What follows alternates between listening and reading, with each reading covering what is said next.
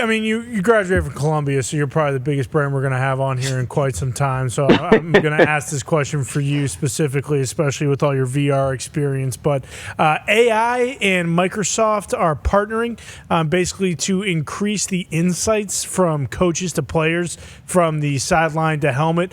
What the hell is going on? Are the AIs going to be telling these coaches where the quarterbacks need to be looking based on some sort of future mathematic problem that none of us are going to be able to know except for the AIs? Or is this something that's just going to make these offenses even more ridiculously good as they are now?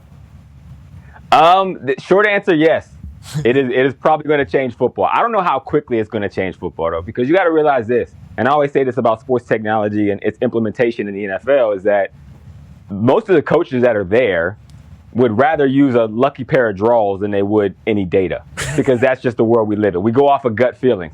So basically what AI has the capabilities and will have the capabilities to do is, instead of having to search all week for those football brains that can find those tendencies to say, hey, this receiver is playing with his gloves before every pass play, or, I noticed that left tackle, he's like a little more weighted back, or his knuckles are a little white, which tells me it's a run.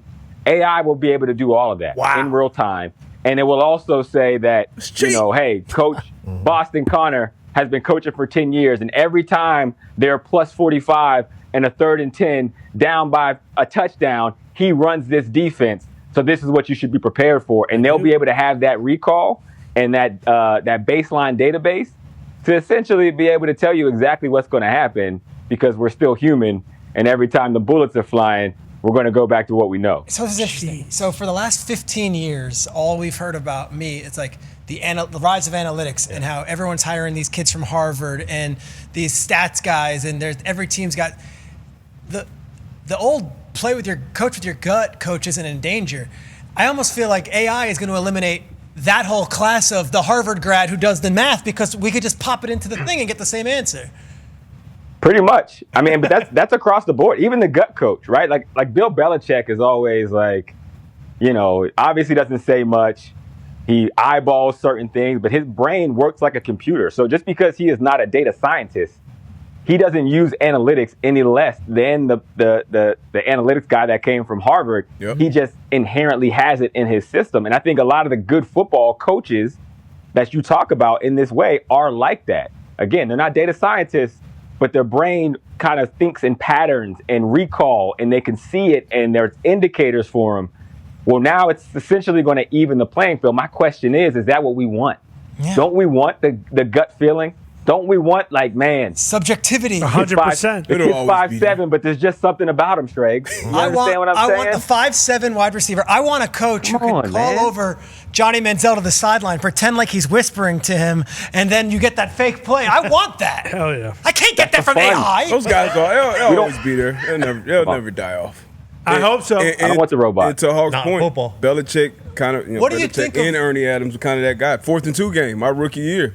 Going forward on 4th and 2, Colts. that was analytics. Everybody would do that now, but that was 2009. What, with the Kevin Falk pass? Yeah. Kevin Falk, off this, like that, and he got killed in the media after that. Yeah. His first thing to us was like, look, I'm always going to make the best decision I feel like is best for the team, and I'm not going to play scared. That's how I felt the game was going. And as a defender, that second half we couldn't stop Peyton. He figured us out. He figured out what was going on. He found the matchups, and it made sense. If you have a chance with Tom Brady, Wes Welker, Randy Moss, Kevin Falk to get a first down to basically win the game, you take that chance. And that's maybe where I have an issue, because everyone has access to the AI. I may not have the Microsoft Copilot, hello, our corporate sponsors, but we do have, whatever. You can type in anything, and they will say 3rd and 10, this is what you should do. So everyone thinks they have the answer, but then you actually have to play football. Until the Boston Dynamic robot comes in and knocks us on our ass, there's actual players. They don't have a chance. Yeah, they're not allowed.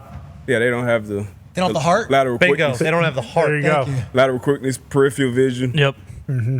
Can't measure the heart of Can they put cleats on? No. Can't measure the heart of play. a 350-pound offensive lineman that has a 27-inch arms out of Penn State University.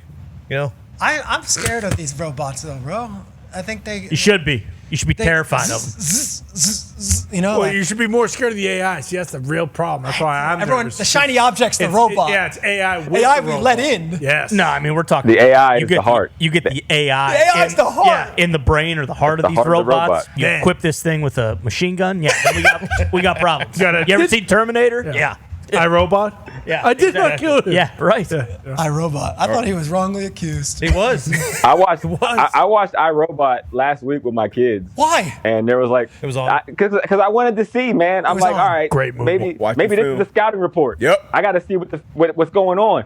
And so they have like a scan to pay, and there's like they like zoom in on him scanning to pay, like it was so futuristic. And my kids were like, why would they zoom in on that shot for Apple Pay? And I'm like, well, it wasn't no Apple Pay back then, and there wasn't FaceTime. There was no Siri, but they're like, this is the dumbest movie I've ever seen. Just 'cause they didn't have it. Because it's Self-driving cars. worse than the technology we have now. It's crazy, man. I know. I was watching, like, I forget what it was. It might have been Sopranos or Seinfeld or something, and like, they didn't have a cell phone. So like, I'm like, well, no, you just call them on the phone. Oh, they don't have one of those. So like, they're in a pay phone. I'm like, this makes no sense. But crazy. that's what it was. Those are the Better days, man. times. Better Those are the times before the robots. Sound really old right now.